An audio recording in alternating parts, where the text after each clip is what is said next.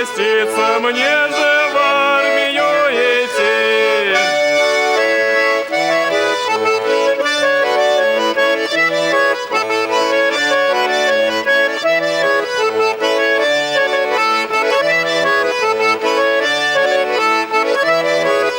Ой, на гулянку собирался, батька сунул пятачок.